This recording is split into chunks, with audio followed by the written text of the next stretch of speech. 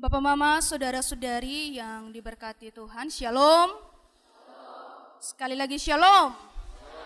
Iya, kalau kita sesolom balik samping kiri kanan dan berjabatan tangan sambil bilang damai sejahtera bagimu.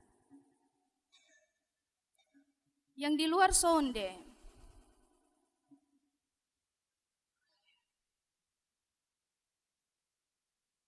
Iya, yang di luar bilang sudah.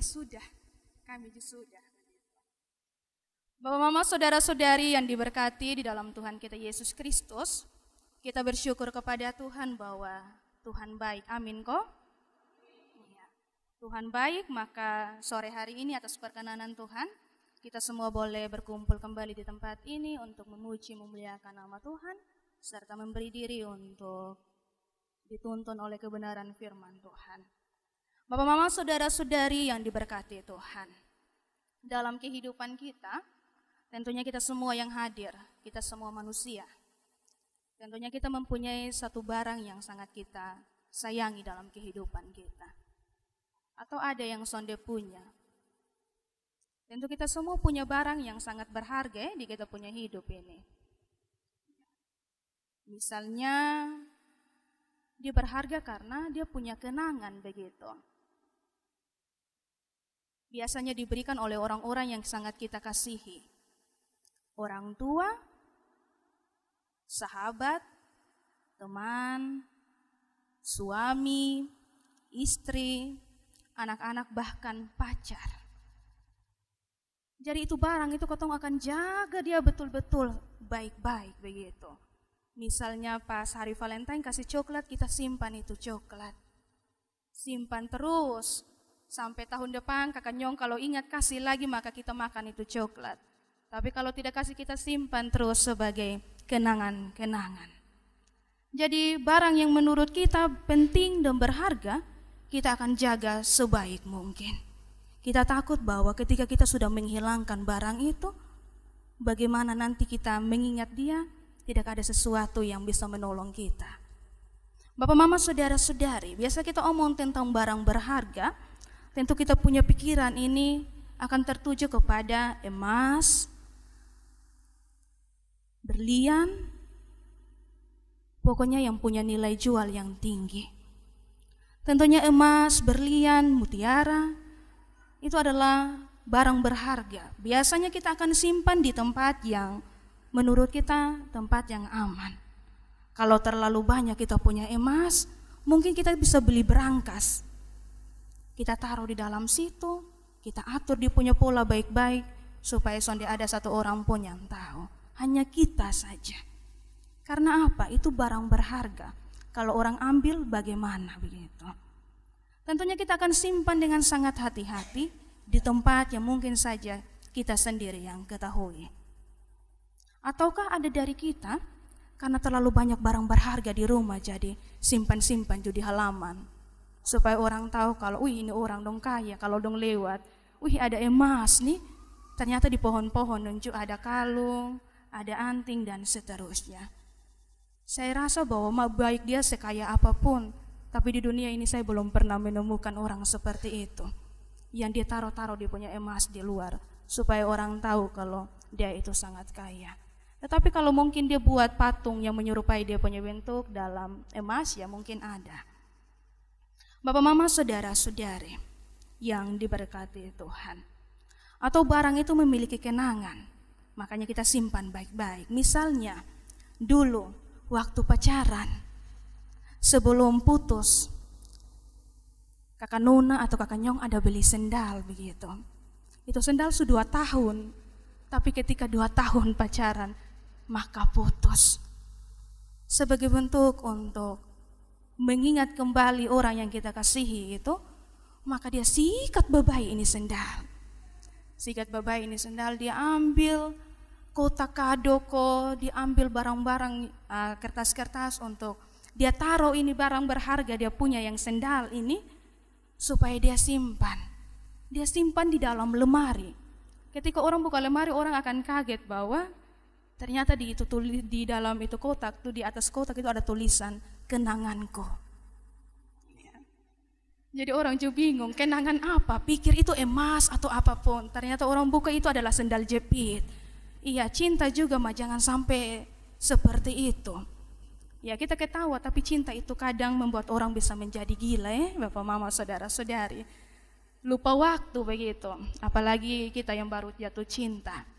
Apapun yang dia ada di dia punya hadapan itu, kita akan simpan baik-baik. Saya juga sempat bertanya kepada beberapa kawan muda-mudi, adakah sesuatu yang kamu sangat sayangi dan menurut kamu sesuatu itu sangat berharga bagimu? Ada kawan-kawan yang jawab begini, ada. Ada saya punya orang tua, ada saya punya istri, ada saya punya suami, ada saya punya anak. Mereka adalah orang-orang yang paling berharga dalam hidup saya. Tapi ada juga jawaban yang di luar nalar orang bilang. Ada yang bilang, saya punya pacar itu yang paling berharga di saya punya hidup. Lalu saya bertanya, kenapa dia berharga sekali begitu? Dia bilang begini, kakak beta son bisa hidup tanpa dia. Beta bernapas dia hadir, beta bisa bernapas. Beta buat apa-apa son bisa kalau dia son ada di beta pu samping. Jadi beta langsung tanya, justru sekarang kakak Nyongson ada di samping, kakak masih bisa bernapas kok sonde? Dibilang bisa kakak. Artinya bahwa tanpa dia juga kakak masih bisa bernapas. Jangan berharap kepada manusia. Kalau Tuhan ambil dia punya napas ini hari, kakak cuma mau ikut, mau sama-sama dengan dia. Kadang itu cinta itu membuat seseorang menjadi gila, melakukan segala sesuatu untuk orang yang dikasihinya. Bapak Mama Saudara-saudari, sama halnya juga dengan kita punya Tuhan. Tuhan juga memiliki sesuatu yang sangat berharga di hidupnya. Tuhan juga tidak mau untuk kehilangan sesuatu itu. Sesuatu itu adalah apa? Sesuatu itu adalah kita manusia ini. Kita ini sangat berharga di mata Tuhan. Karena kita berharga di mata Tuhan, maka Dia memberi dirinya untuk menanggung segala dosa saya, Bapak Mama, saudara-saudari sekalian. Padahal dosa itu seharusnya kita yang pikul, tapi Ia memberi dirinya untuk kita, menebus kita. Ini adalah kasih yang sesungguhnya.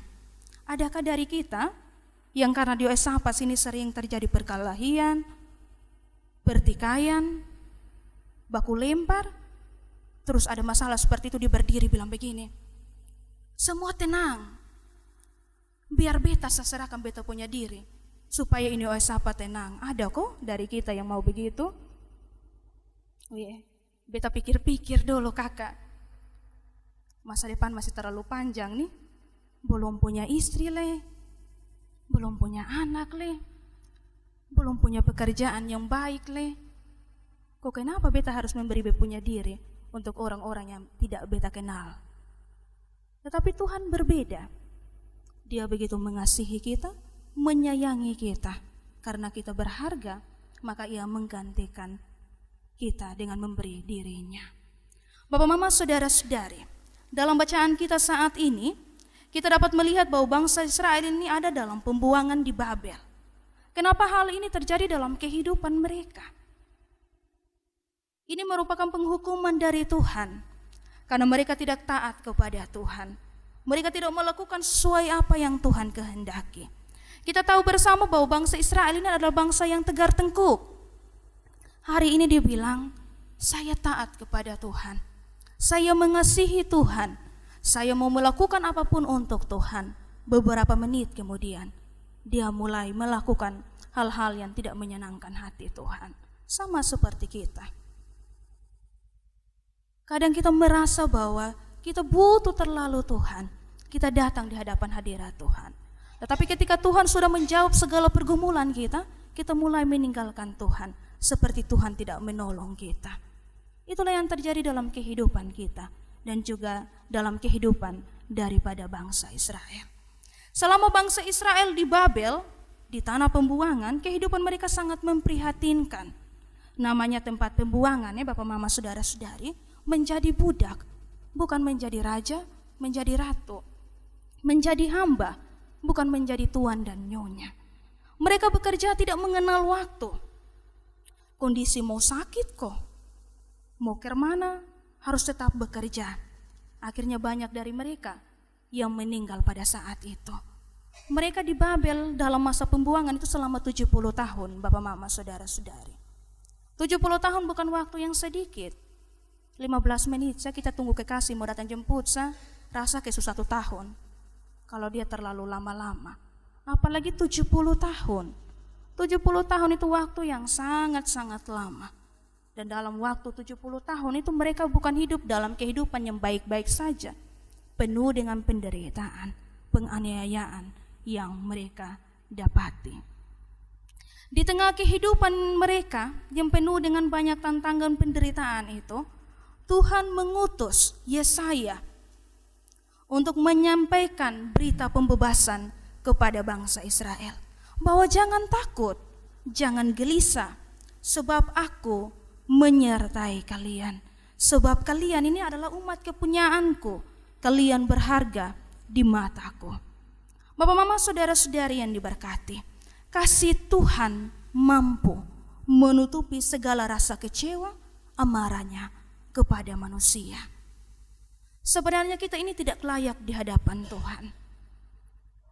Tapi karena Ia mengasihi kita, Ia melayakkan kita.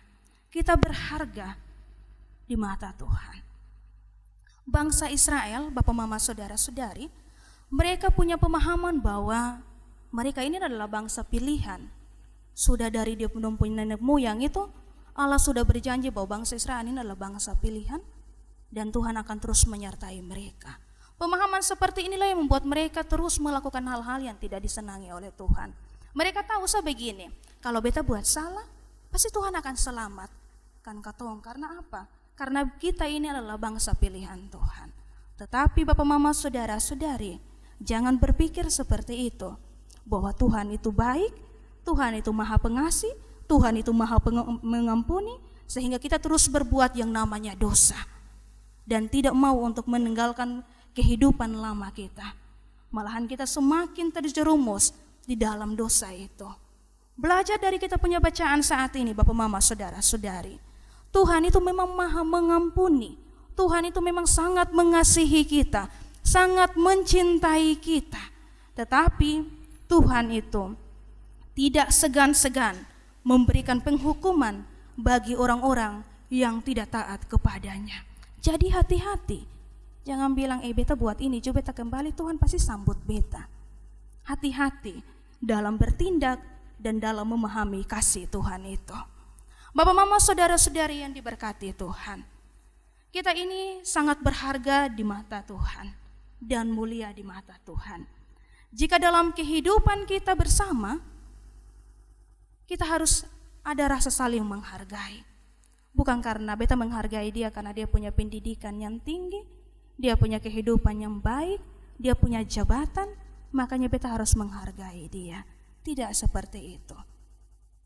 Dan biasanya hal seperti itu adalah penilaian dari dunia ini. Jangan merasa diri kita rendah, sebab kita tidak memiliki kehidupan yang baik seperti yang orang lain miliki. Jangan ketong duduk, ketong mulai untuk mengeluh, beta nih yang paling susah di dunia nih. Beta pun hidup nih susah sekali. Orang lain ada baik-baik, beta nih susah sekali dalam ini hidup.